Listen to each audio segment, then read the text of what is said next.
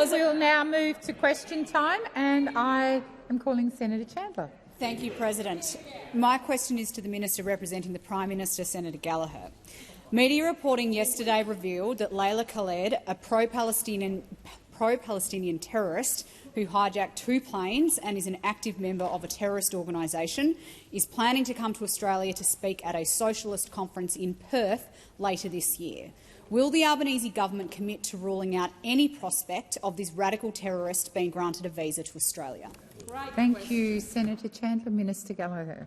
Thank you, President, and I thank Senator Chandler for the question. And I would say that I strongly and the government strongly condemns anyone who incites violence and hatred in our community. Someone like that is not welcome in our country. It is my understanding that no visa application has been made at this time. However, I'd like to be very clear that anyone with this history will not be allowed into Australia. We take the safety of the Australian community very seriously, and that is the information that I have to date. Thank you, Minister. Senator Chandler, first supplementary. Thank you, President. The Popular Front for the Liberation of Palestine is a sanctioned entity in Australia and has been designated a terrorist organisation by multiple countries, including the United States, Canada and Japan. Will the government consider listing this violent group as a terrorist organisation in Australia? Thank you, Senator Chandler. Minister Gallagher. Thank you, President. I thank Senator Chandler for the supplementary. Well, we always take the advice of our security agencies on these matters. As you know, they go through a process in relation to this. I believe it also involves the Joint Standing Committee on Intelligence and Security to some degree, or consultation, but that is the position the government takes. We take the role of keeping, or the objective of keeping Australia safe very seriously. We listen to our security agencies, we take their advice, and when we get that advice, we act on it. And I would expect that that would be the way that you would have operated in government as well. Thank you, Minister. Senator Chandler, second supplementary. Thank you, President. In a letter to the government, the Executive Council of Australian Jewry raised concerns that Layla Khaled's appearance would aggravate current social divisions and thus cause damage to social cohesion. This comes after the Department of Home Affairs revealed its Senate estimates that while the government has allocated funding to combat Islamophobia, there is no equivalent program to address anti-Semitism. Will the government commit to taking urgent action to address the crisis of anti-Semitism in Australia and support our Jewish communities at their time of greatest need? Thank you, Senator Chandler. Minister Gallagher. Thank you, President, and I thank Senator Chandler for the question. And the government condemns anti-Semitism and Islamophobia, and we have been doing everything that we can, particularly with heightened tensions in the Middle East, to make sure that we are doing whatever we can to keep communities safe and to keep the community united. And that is, I think, something that we have taken very seriously. We understand that across different communities, and we understand there has been an increase in anti-Semitism in this country. We oppose it, we reject it, we do stand with the Jewish community across Australia. We also understand that because of the tensions in the Middle East, that Muslim Australians, that Australians from Palestine have also been experiencing increased tension and Islamophobia. And again, I would say— Thank you, Minister. The time for answering has expired. Just before I call Senator Marielle Smith, I draw to the attention of honourable senators the presence in the chamber of a parliamentary delegation from the Republic of Fiji, led by the Honourable Speaker. On behalf of all senators, I wish you a warm welcome to Australia and in particular to the Senate. Senator Marielle Smith. Thanks, President. My question's to the Minister for Women, Senator Gallagher.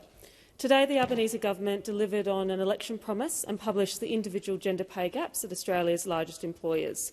This step builds on the government's commitment to close the gender pay gap and to lift women's economic equality. Could the minister outline the findings of today's landmark data release and how shining a light helps to shift the dial when it comes to closing the gender pay gap? Thank you, Senator Smith. Minister Gallagher. Thank you, President. I thank Senator Marielle Smith, for her all of the above. all of those, tick, and for the incredible job she does on behalf of the people of South Australia, but also when it comes to gender equality and advocating for policies that support gender equality. And I would also like to acknowledge Ms Mary Woolridge in the chamber today and her team from WGEA for the hard work that they've done to get us to this point today. And I would like to acknowledge the effort that has gone into raising awareness and publicity of this important release today. WGEA first published national gender pay gap data in 2014, and it is fitting that 10 years later we've reached the point of publishing employer-level data. Publishing the gender pay gaps of big employers was a commitment we took to the last election, as Senator Smith outlined. We brought that reform to the parliament a year ago, and now today we're taking the crucial step towards fairness in Australian workplaces. This is an Australian first, and there are a lot of takeaways from the data released today. We can see a median gender pay gap of 19% when it comes to total remuneration, and that's equivalent to over $18,000 per year. 30% of Australian employers have a gender pay gap of within 5% of zero, which is very promising, but around two-thirds of employers, or just over 60%, have a gender pay gap above that, which means the majority of Australian workplaces have work to do to close their gender pay gap. In every industry in Australia, the median of what a woman is paid is less than the median of what a man is paid. And by exposing these pay gaps and sharing this data, shining some light on it, we're giving power to both employees and employers to drive real change. Thank you, Minister. Senator Marielle Smith, first supplementary. Minister, this is the first time that this has been released publicly in a way that measures the individual businesses' gender pay gaps. How will this reform help to close the gender pay gap faster, and how will closing the gender pay gap deliver better outcomes for women? Thank you, Senator Smith. Minister Gallagher. Thank you very much, and I thank Senator Smith for the supplementary. Well, the data today shows that the median gender pay gap is equivalent to $18,000 or just over $18,000 a year. If you're a woman working in a male-dominated industry, the median pay gap is over $27,000, and if you work in construction, the median gap is over $38,000. With this data, businesses and workers are armed with powerful information about where employers need to focus their efforts. They may focus on recruitment and promotion, or addressing industry and occupation gender segregation, which is a big problem in this country. They may also look at workplace flexibility and the structure of bonuses. And this is something the government looks forward to continuing to work with businesses and WGEA to make sure we are closing the gender pay gap, because at the pace we're going now, it will take another quarter of a century to close that gap, and we think that is too long. Thank you, Minister. Senator Smith, second supplementary. The government's reform that led to the release of this landmark data is already sparking a national conversation and building on a strong agenda for women. Can the minister outline what the government is doing to support gender equality at work and beyond to achieve better outcomes for women across Australia? Minister Gallagher. Thank you very much, President, and Senator Smith for the question.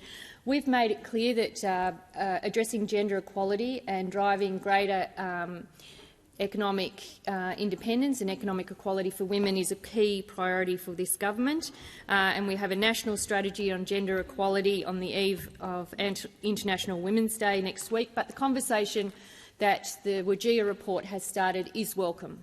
There has been a lot of engagement on this today. We think it is a positive story, not a negative one. It's a shame Senator Canavan isn't here, because I noticed he said it was the worst the worst collection of data that any government could ever do, and I don't think Senator Hughes is a fan either. But this is important data. This is important data that will help drive change across the economy, and it will make sure that women get a better deal when it comes to workplace equality. Thank you, Minister. Senator Nampijinka-Price. Thank you, Madam President. My question is to the Minister representing the Prime Minister, Senator Gallagher. Does the Prime Minister agree with Labor's candidate in the seat of Dunkley that the referendum result was a display of the worst white privilege in the country? Thank you, Senator Nampijinka-Price. Minister Gallagher. Thank you very much, President. I thank Senator Nampijinpa for the price. I haven't seen those comments, but I think the Prime Minister has made it very clear that we accept the Australian population's or the voters' decision on the referendum. It wasn't a position we argued for. We supported a voice to Parliament. I think it was unfortunate that it got so political, and contested. Order. But we accept the outcome of the referendum, and we are focused on making a practical difference for First Nations people in this country. That is the Prime Minister's focus. That is the Minister for Indigenous Affairs' focus. For my colleague Senator McCarthy and for all of us, we are focused on jobs, on housing, on education, on community support, on making a difference, because I think we all accept in this chamber that the information that was released in Closing the Gap shows that we have a long way to go to meet the needs and support Indigenous communities across this country. That is the focus of this government. I would also say that the candidate for Dunkley is an excellent candidate for the Labor Party. She's been a strong advocate for women in her electorate. She was recruited by Peter Murphy, the late Peter Murphy, member for Dunkley, because she saw the qualities that Ms Bellier will make in this parliament, the difference that she will make. We stand by her, we support her. I have no doubt she'll be an excellent member for Dunkley. I haven't seen the comments that Senator Nampijinpa-Price refers to, but I again refer the senator to the work the government is doing and the position the Prime Minister took post the election. Thank you, Minister. Senator Nampijinka-Price, first supplementary. Thank you very much, Madam President. Does the Prime Minister believe the 56,000 voters in Dunkley who voted no were motivated by white privilege? Thank you, Senator Nampijinka-Price. Minister Gallagher. Thank you, President. Well, again, my answer is the same. We accept the outcome of the referendum. We accept that a majority of Australians did not support the question that was put to them, and the government remains focused on the work at hand, the serious work at hand. I know you'd like to try and create more division and more disharmony, and that is the go-to of the opposition. You've never seen an issue that you don't want to then have a crack on and oppose. We are focused on making a difference for the lives of First Nations people.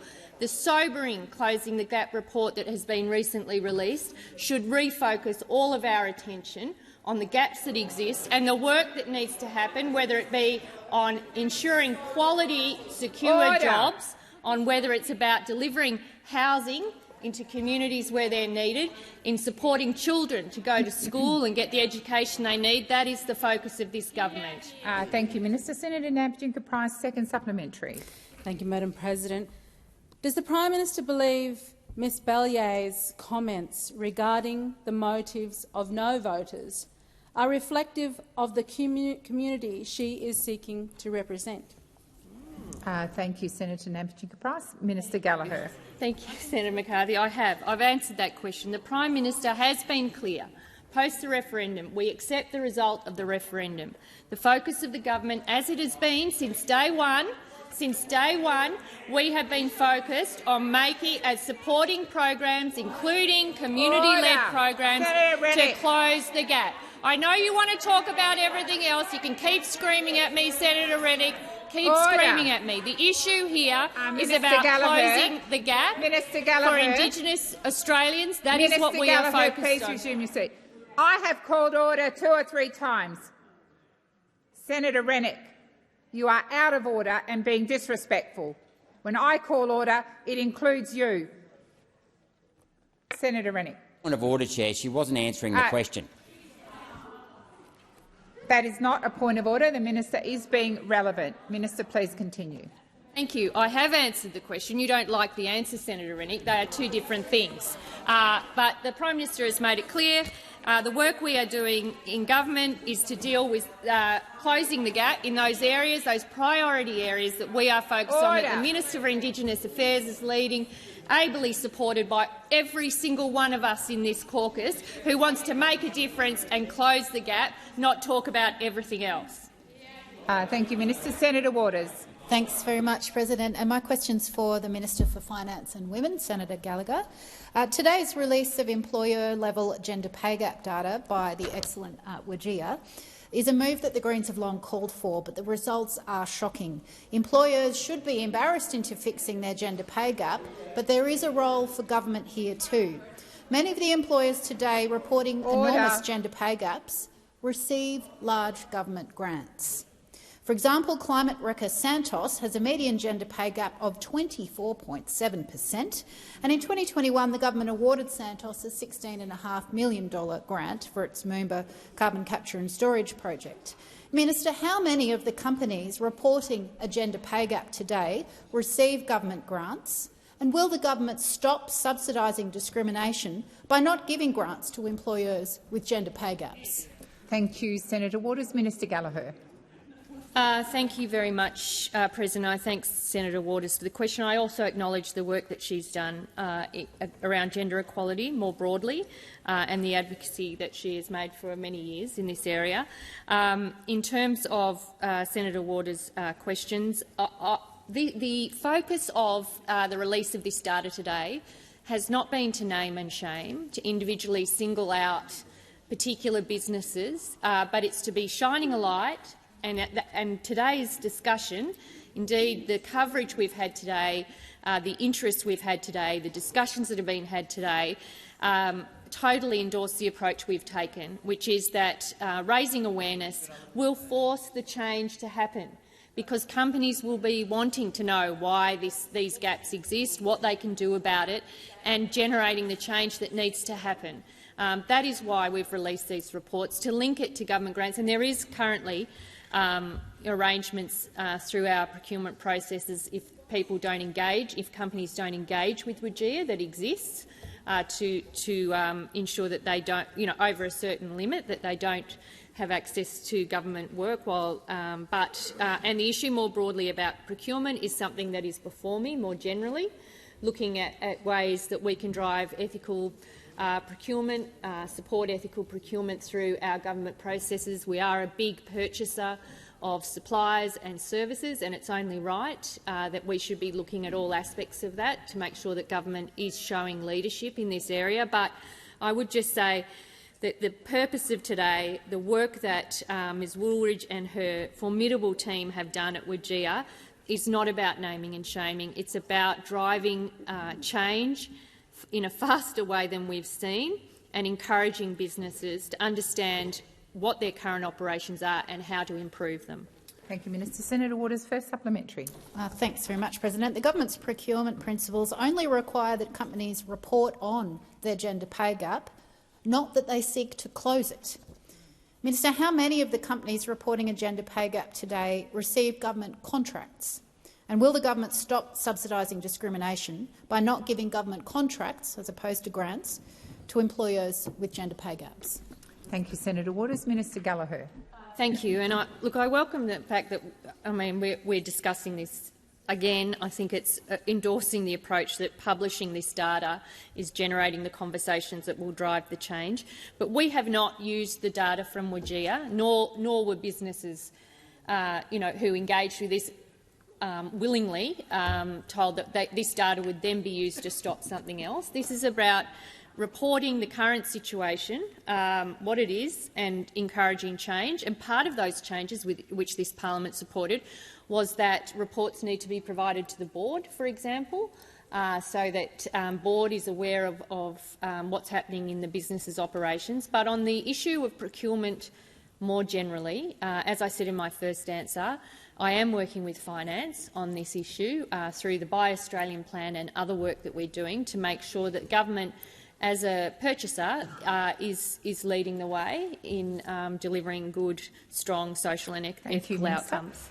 Senator Waters, second supplementary. Thanks, President. The big banks who donated over $260,000 to Labor in the last financial year, all pay men significantly more than women.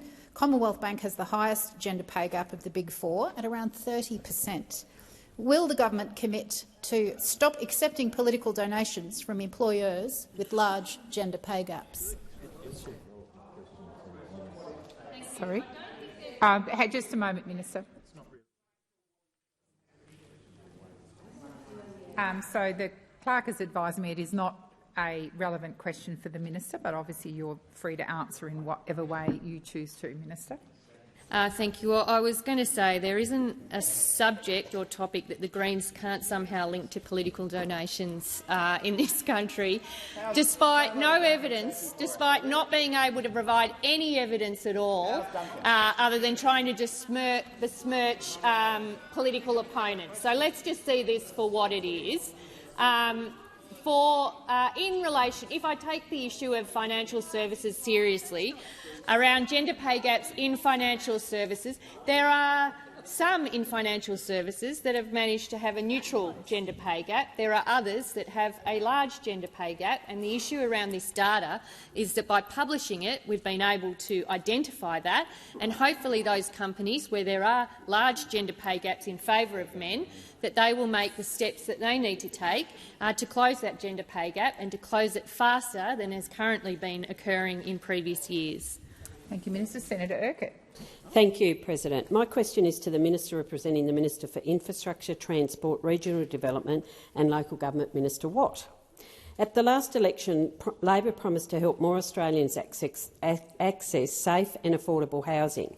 I regularly hear from constituents in my home state of Tasmania, particularly those living in regional areas, who want to own their own home. How is the Albanese government's ambitious housing agenda helping Australians living in regional areas buy their first home, and how successful these policies have been? Thank you, Senator Urquhart. Minister Watt. Thank you, President, and I thank Senator Urquhart for her question and her interest in wanting to see more regional Australians own their own home. The Albanese Labor government understands the importance of home ownership and the unique challenges of our regions, which is why we took to the election a commitment to establish a regional first home buyer guarantee to support eligible regional Australians to buy a home with as little as a 5% deposit. And I know the Liberals and the Nationals hate hearing about a Labor government delivering to the regions. They hate it. This commitment from Labor was delivered 3 months ahead of schedule. The Albanese Labor government has also expanded eligibility of the Home Guarantee Scheme to help more Australians into home ownership. Since July last year, the First Home Guarantee and Regional First Home Buyer Guarantee have been open to joint applications with friends and family members, not just single, married or de facto applicants. The Family Home Guarantee has been expanded from single, natural or adoptive parents with dependents to eligible borrowers who are single legal guardians of children, such as aunts, uncles and grandparents. I'm pleased to update the Senate that the Albanese Labor government's expanded Home Guarantee Scheme has now supported over 100,000 people into home ownership since the election. More than 100,000 people assisted into home ownership by the Albanese Labor government since the election. And Senator Urquhart, I'm pleased to tell you that that includes 1,300 people in your home state of Tasmania, spread right across the state. Of those successful new— oh, is that all? Was that Senator Henderson who said that all? Is that— Senator Henderson doesn't think it's a good thing that we've assisted 1,300 people in Tasmania into home ownership. Senator Urquhart, very interesting. And of those successful new homeowners, there were 632 in Hobart, 260 in Launceston and North East Tasmania, 28 in South East Tasmania and 380 in West and North West Tasmania. Thank you, Minister. Senator Urquhart for supplementary. Thank you. After a wasted decade under the Liberals and Nationals, it's great to see the Albanese government showing national leadership and offering support to make sure Australians in regional communities have opportunities for home ownership. Something wasn't given over there. In August last year, the government announced its Help to Buy scheme. Minister, can you please update the Senate about how the Albanese government's significant investments into the Help to Buy scheme and how it will bring home ownership back into reach for more Australians, particularly Tasmanians looking to purchase a home? Thank you, Senator Urquhart. Minister Watt. Thank you, President, and thank you, Senator Urquhart. Well, I'm pleased to say that Labor's Help to Buy shared equity program will provide a pathway to home ownership for people who have been locked out. Eligible participants will only need a 2% deposit for Help to Buy, and the government will support them with an equity stake of up to 40% for new homes and up to 30% for existing homes. In Tasmania, this could mean assistance of up to $240,000 on a new home in Hobart and similar amounts around the state. Now, I'm not surprised that Mr Dutton and the Coalition have said no to this program, because that's what they always say.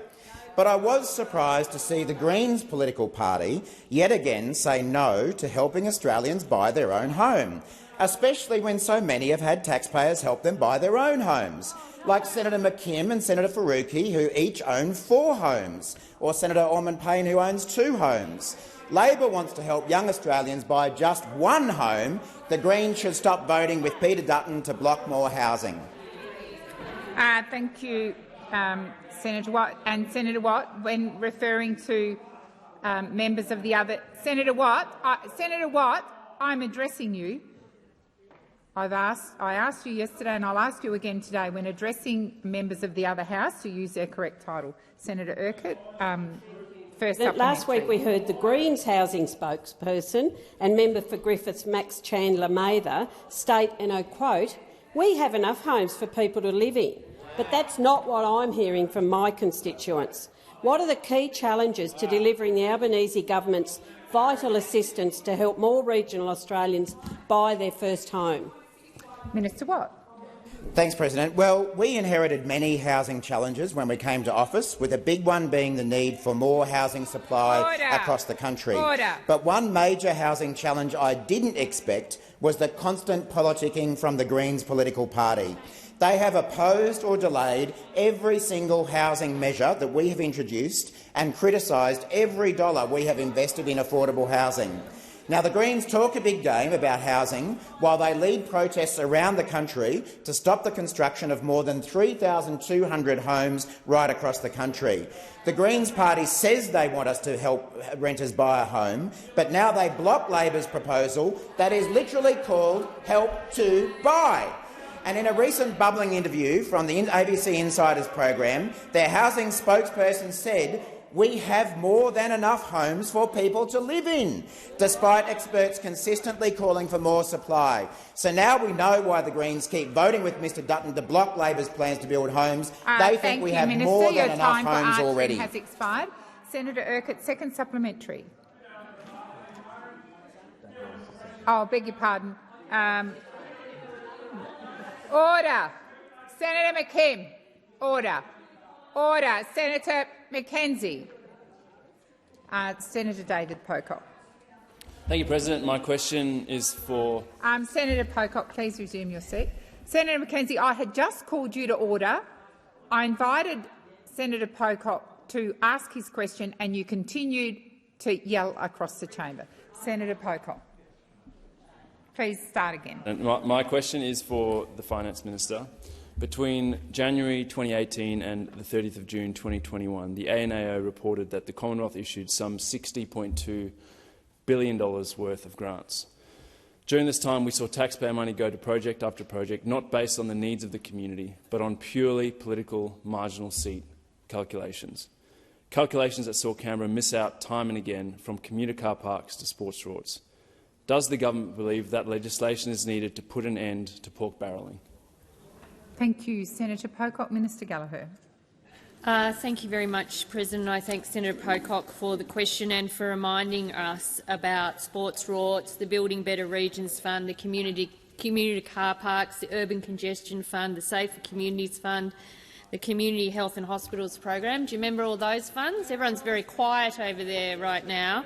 All of those funds which had very negative audits on in terms of the application and process of decision-making around those. Order. In terms of Senator Pocock's question, I think it is incredibly important that the grant guidelines and that the Commonwealth Grants Framework for which grants are administered are very clear about the processes for grants, for grant applications, for decision-making, and I think there should be transparency around those decisions.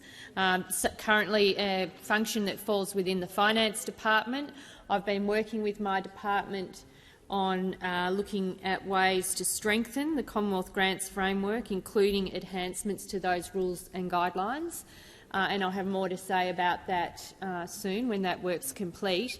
I would note that Ms Haynes from the other place has developed private members' legislation, which we'll take through our processes. But the work that I'm currently doing at the moment around integrity, around accountability, around probity and around transparency is by looking at the Commonwealth Grants Framework and the guidelines that are provided to agencies for the administration of grants programs. Senator David Pocock, first supplementary. Thank you, President. Thank you, Minister. Given we saw all the things that you pointed to when there were guidelines and all the rest, in August 2021, you introduced the Public Governance Performance and Accountability Amendment Bill 2021 to end pork barrelling. We now have Dr Haynes with her own bill. Will you be supporting Dr Haynes's bill to end pork barrelling in Australia? Thank you, Senator Pocock. Minister Gallagher. Thank you. And I should have said Dr Haynes. My apologies in my previous answer. I have answered that question about the approach that I'm taking. I do believe transparency. The bill I introduced when I was in opposition was around the reporting of when ministers make decisions about the awarding of grants in their own areas or their own electorates, and the fact that that had quite a long delay in terms of that information becoming public. I do have a view that we should be providing more frequent reports around that, but tightening up the grants guidelines and the grants framework, working with the JCPAA, which has done quite a lot of work in this regard, and with the work that the ANAO has done in recommendations through theirs, I think is certainly the way through, and I'm doing that work and I'll have more to say about it shortly. Thank you, Minister. Senator Pocock, second supplementary. Thank you, President. Minister, I'm really concerned that we have a crossbench that stands ready to legislate something, to put something in place when it comes to pork barrelling, and yet we're hearing from the government that it was a massive problem, but just trust us. Trust us, we'll do better. In 2021, you said there is no reasonable argument for any senator in this place, particularly those on the government benches, to oppose this bill. I'm interested if your position has changed, or do we not need to legislate something here? Thank you, Senator Pocock. Minister Gallagher. Thank you. Well, I think Dr Haynes' bill goes to part of that, but Dr Haynes' bill, from my quick assessment of it, has a number of other elements to it that weren't in the bill that I introduced in opposition. And I've already said in response to my previous answer that I do believe more frequent reporting, where ministers are the decision-makers in their own electorates, is important for that. That is a key part of the transparency approach. But I also believe that modernising the grants framework and the guidelines, in accordance with the work that this parliament has done through the Joint Standing Committee on Public Accounts and Audit and the ANAO, is also a meritorious way forward. And that's the approach I've taken. I've been working on this for some time now. We do engage with a lot of grants programs. Many of them are ongoing, and we don't support pork barrelling, and there's ways to improve the current arrangements. Thank you, Minister. Senator Van. Thank you, President. I direct my question to the Minister for Agriculture, Fisheries and Forestry, Senator Watt. Minister, considering the current cost of living crisis affecting Australians, can the Minister explain the rationale behind the government's reasoning for introducing a food tax via the Biosecurity levy, which is set to commence on 1 July, and how does the government anticipate this measure will align with broader economic interests and welfare of the Australian people? Thank you, Senator Van. Minister Watt. Thanks, President. Thanks, Senator Van, for your question regarding a really important issue, which is how the government should fund our biosecurity services moving forward. Senator Van, I appreciate you having contacted me directly about this issue in general. And you understand, I'm sure, like all of us, that it is vital that a country like Australia maintains strong biosecurity protections. It was only shortly after our government came to office that we faced the risk of foot and mouth disease entering Australia, lumpy skin disease as well, and many other biosecurity threats. And it's only through the hard work of our biosecurity officers in airports, in ports and elsewhere around the country, as well as the great efforts of farmers and others in rural Australia that keep us safe of various diseases. When we came to office, I was pretty horrified to learn that the former government had not built in long-term ongoing funding of our biosecurity protections. In fact, the funding for biosecurity was on track to fall by, from memory, it was around 25%, despite the fact that those threats were increasing. So what the government did at the last budget was significantly increase taxpayer funding for biosecurity protections and also dramatically increase the charges that we were placing on importers for the biosecurity services that we provide, something that the former government had never been prepared to do. The former government said that we needed stronger biosecurity and was not prepared to make importers pay the full cost of those services. Sounds like Senator Hume still has a problem with that. She might like to talk to her National Party colleagues who say that they we shouldn't have done it.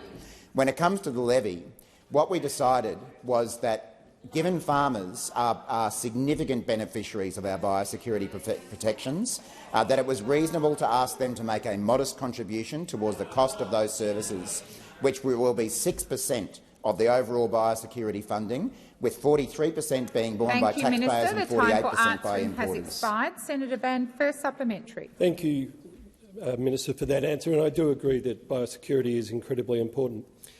Recommendation 35 from Dr Wendy Craik's report, Priorities for Australia's Biosecurity System, calls for an industry stocktake of national biosecurity system investments and to make the results public.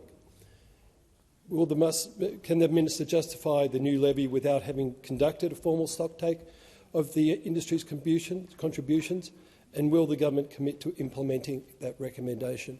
Thank you, Senator Van. Minister Watt. Thanks, President, and thanks, Senator Van. Well, certainly I'm aware that the Department of Agriculture has undertaken a large amount of work in the biosecurity protection space since that report was delivered by Ms Craik to the former government several years ago. So I would be confident that the work has been done that addresses that recommendation, but I'm obviously happy to go back and have a look at that.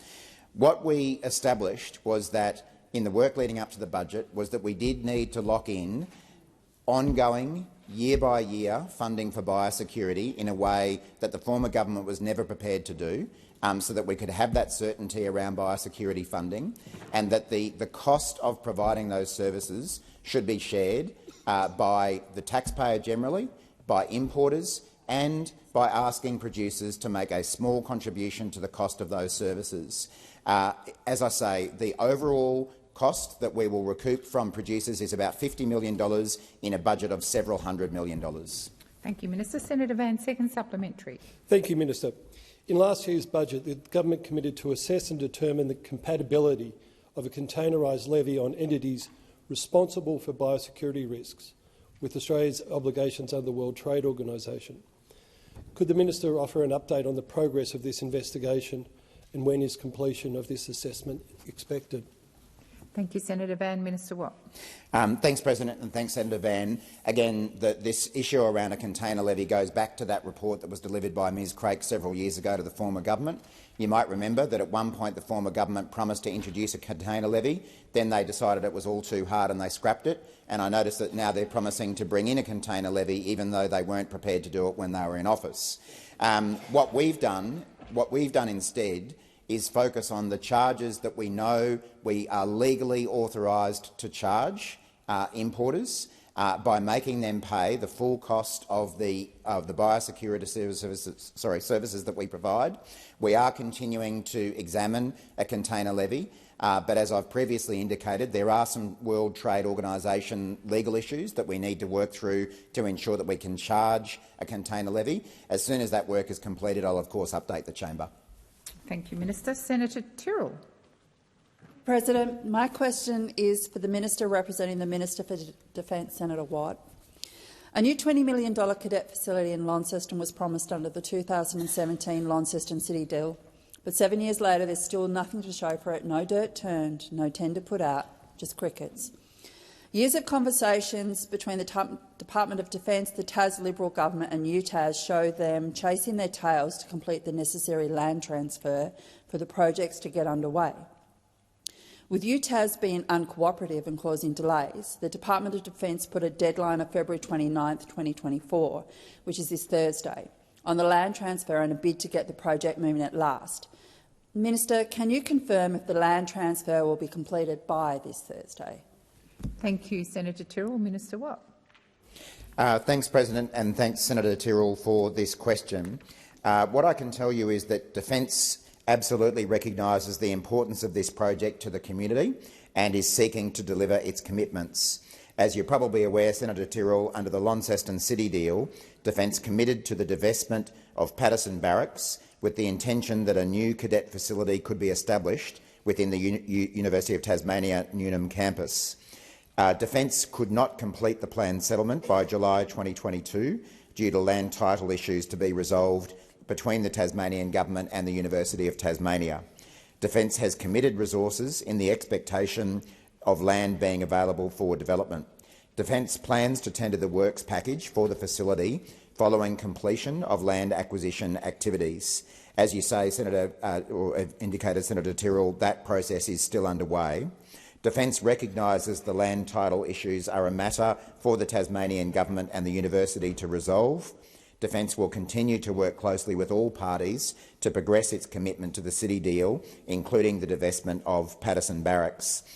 So, Senator Tyrrell, as you would appreciate, not ordinarily being the minister representing, I'm not really across the finer details of this proposal. I'm happy to get some further information for you, but from everything I've just said, it would suggest that it may be difficult to meet that timeline that you're talking about.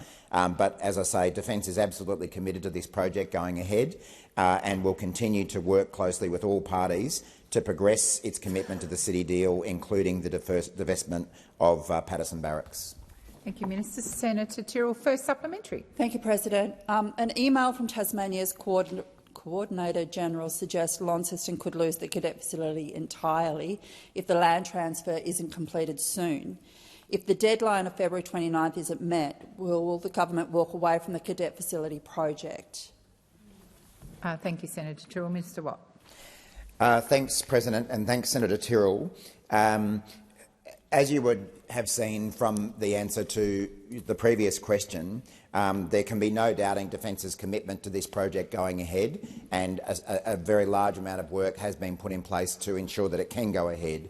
I'm certainly not aware from the briefing material that I've received that Defence has any intention of walking away from this project, and in fact, as I've indicated in my previous answer, Defence remains fully committed to this project going ahead. Having said that, unfortunately, the land title issues that have bogged down this process are a matter for the Tasmanian Government and the University to resolve. They're not entirely within Defence's remit to sort them out and to get this project happening, but Defence is working closely and will continue to work closely with those partners to ensure that the project goes ahead. Thank you, Minister. Senator Tyrrell, second supplementary. Thank you, President. I understand a yes-no is tricky. It's clear that the Department of Defence sees UTAS as the problem child in this land transfer issue, which I sort of agree with. Will UTAS face any consequences from the government for putting their own interests ahead of this important project for the Launceston community? Thank you, Senator Tyrrell. Minister Watt. Thank you, President, and thank you, Senator Tyrrell. Again, I've certainly seen nothing come before me that would suggest that this is entirely the responsibility of UTAS. I don't have the background to this project to know myself whether that's the case or not, and I'm certainly not aware of any plan to impose some kind of penalty on UTAS in relation to this project not having yet commenced. All I can say is that the Department of Defence and the government as a whole remains committed to the project going ahead. We call on the Tasmanian Government and UTAS to resolve these issues, and we stand ready to assist in any way that we can. Thank you, Minister. Senator Billick. Thank you. My question is to the Minister representing the Prime Minister, Senator Gallagher. From July 1, the Albanese Labor government is delivering a tax cut to every Australian taxpayer, which is designed to help address the continued cost of living pressures Australians are facing. This will mean that working Australians will keep more of what they earn. Why is it important that the government's plan is delivered, and how will it provide tangible relief to Australian households who are doing it tough? Minister Gallagher. Thank you very much, President. I thank Senator Bilyk for the question and for her advocacy for the people of the great state of Tasmania, where she comes from. From July 1 this year, the Albanese Labor government will deliver a tax cut for every Australian taxpayer, 13.9 million people.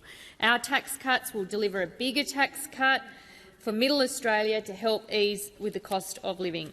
The Albanese government is responding to the pressures that Australians are under here and now, and under our plan, more Australians will get a tax cut and more Australians will get a bigger tax cut. In relation to Senator Bilyk's state of Tasmania, every taxpayer in Tasmania will receive a tax cut, all 280,000 Tasmanian taxpayers. 260,000 of those taxpayers will receive a bigger tax cut under the government's tax cut policy, and 140,000 Tasmanian women will get a tax cut, President, and 130,000 of these women will get a bigger tax cut than they would have under the former government's proposal. Nurses, teachers, truckies are some of the most likely to benefit, with more than 95% of those taxpayers getting a bigger tax cut. A person on an average income of around $73,000 will get a tax cut of $1,504, $804 more than they were going to get under the Liberal and National plan. A person earning $40,000 will get a tax cut of $654, compared with nothing under the Liberals and Nationals plan. And a person earning $100,000 will get a tax cut of $2,179, $804 more than they would have received under those opposite. For a family on an average household income, they will receive $2,600, which is about $50 per week, and $1,600 more than they would have received under the old plan. Has expired. Senator Bilyk, first supplementary. Thank you, and thank you, Minister. We know that Australians living in the regions face unique challenges and cost pressure associated with distance. Can you outline how the Albanese Labor government is committed to supporting these many and varied regional communities, and how Labor's tax cut plan will benefit regional Australians? Thank you, Senator Bilyk. Minister Gallagher. Thank you very much, President. The Albanese Labor government's tax cuts overwhelmingly support regional Australians. For example, 86% of taxpayers in Western New South Wales will get a bigger tax cut under Labor's plan from July 1. In far north Queensland, 87% of taxpayers will get a bigger tax cut. In regional Victoria, 87% of taxpayers will get a bigger tax cut.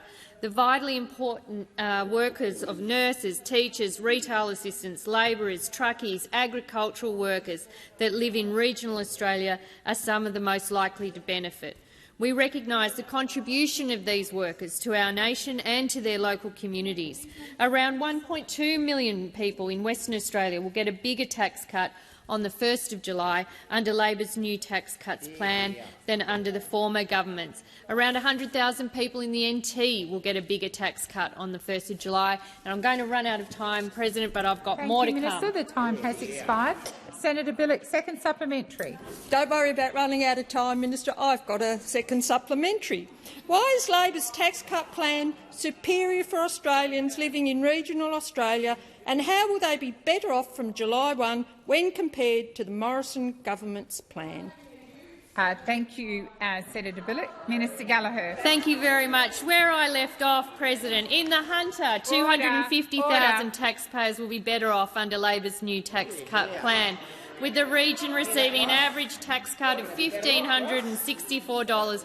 In regional Victoria, 370,000 taxpayers will be better off under Labor's new tax cuts plan, with the region receiving an average tax cut of $1,467. In central Queensland, 113,000 taxpayers will be better off under Labor's new tax cut plan, with the region receiving an average tax cut of $1,721, providing our food, getting our goods to our doors, supporting a good quality of life. I don't know why those opposite hate hearing about people getting a tax cut. They really, for tax cuts they support, they're very vocal when they're hearing all of this good news about the investments and support going to regional Australians through tax cuts. Thank you, Minister. Senator McKenzie. Thank you. My question is to the Minister representing the Minister for Climate Change and Energy, Senator Gallagher. The auto industry have released modelling to show Labor's family car tax on SUVs, four-wheel drives and utes could impose penalties of up to $25,000 on the cost of a new car. For example, the RAV4 would be slugged up to $11,000 under Labor's car tax, and the Ford Ranger ute by nearly $18,000. During the middle of a cost-of-living crisis and high inflation, why is the government trying to force Australians who want or need an SUV or a four-wheel drive to pay more when buying their next family car?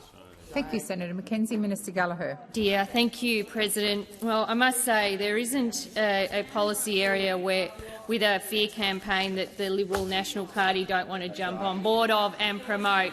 Instead of working in the national interest, it's always about the scare campaign. It's always about misinformation. It's always about trying to drive fear and disunity against the need to make progress in relation to climate change. And they will jump on everything they can and perpetuate these myths. We are currently, for the record, consulting on a new vehicle efficiency standard. And I might just use, here's a quote. We've always been committed to getting fuel efficiency standards in place. Who might have said that? Who might have said that? Oh, Josh Frydenberg, Treasurer, April 2022. Oh, here's another one. Let's play this game. Guess who said this? When fuel efficiency standards were introduced in the US... Order. Please resume your seat. Order. I'm waiting for order. Senator McKenzie. Point of order, Madam President, on relevance. I asked not about the fuel efficiency standard itself, but the industry modelling that says the cost of new family cars will be increased by significant amounts. Is industry right or not? Thank you, Senator McKenzie. I will draw the minister back to your question. Minister Gallagher. Just providing some context to that, President, and I will come to the question. When fuel efficiency standards were introduced in the US, the most popular models before introduction stayed the most popular models after. What we'd call utes, there wasn't a material change in price, and we don't expect there would be a material change in price here. So that goes directly to your question. Who said it? The member for Bradfield. What happened to him? When those opposite used to believe in fuel efficiency Gallagher, standards. please resume your seat. Order. Senator McKenzie. On direct relevance, Madam President, you did rule the minister has gone nowhere near the cost increases on new cars that industry has Senator made McKenzie, clear. The minister is being directly relevant to your question. Minister, please continue. Straight to that issue of price, Madam President, and here's another one. Well, we are adopting increasing fuel efficiency standard, and that's a good thing. I don't have a problem with that. We should be doing that, and the fleet should be progressively getting cleaner and lower intensity of emissions. Now, who might have said that? Was it someone on this side? Hello, Dave. It was Senator Sharma. Oh, Senator Sharma in February. Good on you, Senator Sharma. Making sense. That's a good thing. Actually talking Senator Watt. and responding to the challenges, not just jumping on that fear campaign. Has expired. Senator McKenzie, first supplementary. Thank you. Under Labor's proposed family car tax on SUVs, four-wheel drives and utes, the government proposes manufacturers of cars with high carbon emissions can purchase credits from manufacturers of EVs and low-emissions cars. Minister, isn't it true that under Labor's proposed models there will be winners and losers, and the major beneficiaries who will reap the windfall will be Elon Musk's Tesla and the Chinese EV makers? Thank you, Senator McKenzie. Minister Gallagher.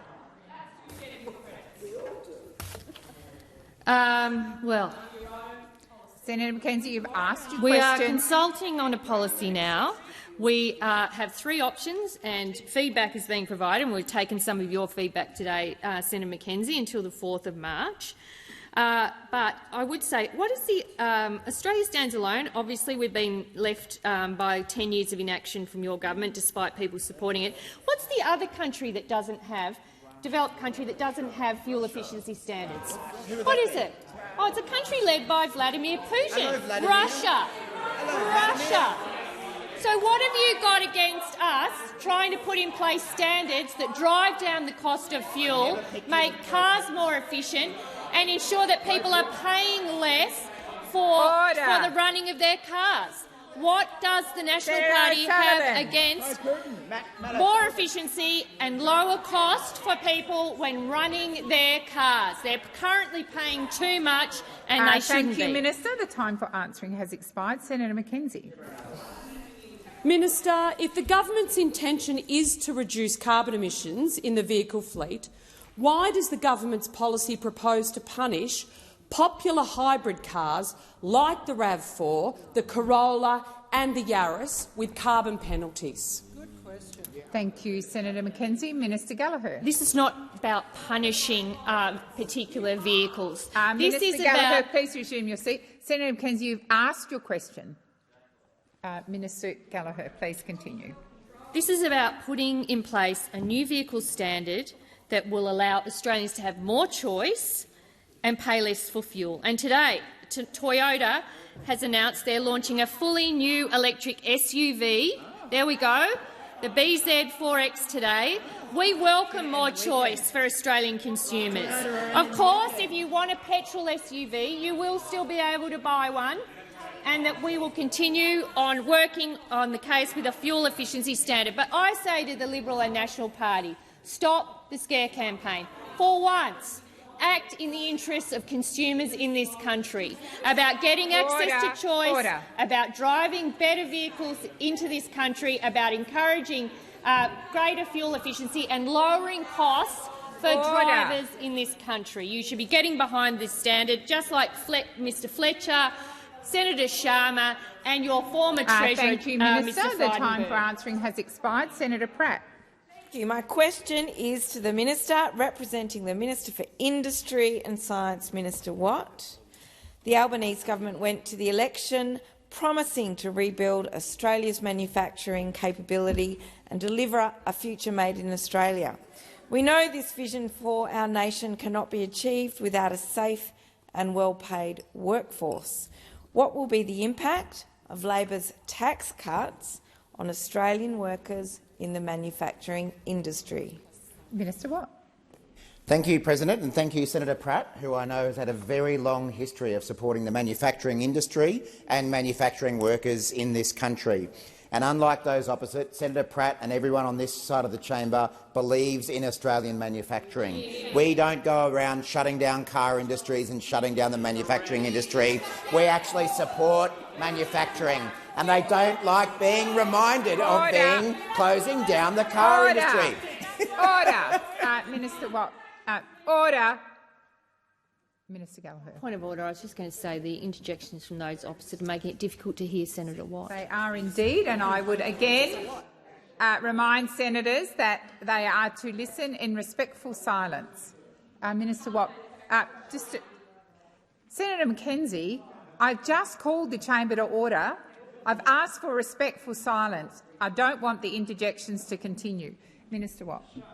Thank you, President. Geez, aren't they touchy about their history of closing down the car industry? We always know the things you don't want to talk about because it wakes you from your slumber and you start deciding to become a viable, human entity again. Well, unlike all of you opposite, Senator Pratt believes in a future made in Australia, and so does everyone over this side of the chamber. And unlike those opposite who drove car manufacturing into the ground— Please resume your seat. Senator Henderson and Senator Rennick, you are out of order, seriously, both of you. Yelling and pointing across the chamber, Senator Henderson, is disrespectful. And yelling out at the top of your voice, Senator Rennick, is also disrespectful. I ask people to listen. I ask people to listen in respectful silence. Minister Watt, please continue. Thank you, President. As I was saying, unlike those opposite who drove car manufacturing into the ground, we are taking action to help Australian business to grow, and we're making sure that manufacturing workers prosper at the same time. That's why we're taking such action on cost of living pressures, and we're improving job security, and that is why we are giving Australian manufacturing workers a tax cut. What does it mean in practice? Well, Senator Pratt, you'd be aware, I'm sure you've had a Bundaberg ginger beer over the years. Let's look at, and it's a business that I know Senator Chisholm as well is very familiar with in my state of Queensland, an entry-level worker at the Bundaberg production line or in the brew house or in the warehouse, the people who make the magic happen, they make around $50,000 a year. With Labor's tax cuts, a worker at that plant will be $955 a year better off. Now, those opposite have been happy to accuse the government of stifling ambition, of not believing in aspiration, of discouraging workers from improving their lot in life. Well, if that worker at Bundaberg gains the experience to get an even higher paid job at $65,000 a year, they'll be over $1,300 a year better off as a result of Labor's tax cuts. Thank you, Minister. Senator Pratt, first supplementary. Thank you. From metal workers to food processors, we know that manufacturing workers play a critical role in the day-to-day lives of all Australians. So how will Labor's tax cuts ensure all manufacturing workers are able to keep more of what they earn, and why is this so important? Thank you, Senator Watt. Thank you, President, and thank you again, Senator Pratt. As we've indicated repeatedly, Labor stands for manufacturing workers and all workers to earn more and keep more of what they earn. And I'm very pleased to inform Senator Pratt that it isn't just food and beverage manufacturing workers who will benefit from Labor's tax cuts. It is all manufacturing workers in my state of Queensland, in Senator Pratt's state of Queensland and everywhere else around Australia. To give you another example, workers at Capral Aluminium in Bremer, near Ipswich in Queensland, who work at the biggest aluminium extrusion plant in Australia, making aluminium products for use as windows, doors, ute trays and much, much more, they will also benefit from Labor's tax cuts. A full-time entry-level production worker at Bremer at the Capral plant currently makes around $52,000 a year, and they'll enjoy more than $1,000 from Labor's tax cuts. And with a pay rise through gaining extra expertise, earning up to $73,000, they will get more than $1,500 a year from Labor's tax cuts. Thank you, Our Minister. tax cuts are good for workers in manufacturing. Senator Pratt, second supplementary. Thank you. When Labor's tax cut policy was announced, and without even seeing the details, those opposite promised to fight this legislation through the House of Representatives and the Senate, saying we're not prepared to give up on this. So, Minister, why is it so important that manufacturing workers benefit from Labor's tax cuts? Thank you, Senator Pratt. Minister Watt. Thank you, Senator Pratt. Well, again, manufacturing workers had to suffer too long under a coalition government, in fact 10 years too long, seeing that industry wound down, seeing their wages suppressed, seeing their jobs become more insecure, and that is changing under the Labor Party. Manufacturing workers are finally getting the respect they deserve, and now they will be better off thanks to Labor's tax cuts. But that isn't all that we've been doing in this space since coming to government. Across the manufacturing industry, workers are earning more since Labor came to government. The average full-time earnings for manufacturing workers since Labor came to office are up by $145 a week. There are also more manufacturing workers since Labor came to power, more than 85,000 additional secure, well-paid jobs in manufacturing, many of them in outer suburban and regional communities. And thanks to Labor's tax cuts, a worker earning the average full-time manufacturing wage will be nearly $1,900 better off. Under Labor, you'll earn more and keep more of what you earn. The time for answering has expired. Minister Gallagher. Thank you, President. I ask that all further questions be placed on the notice paper.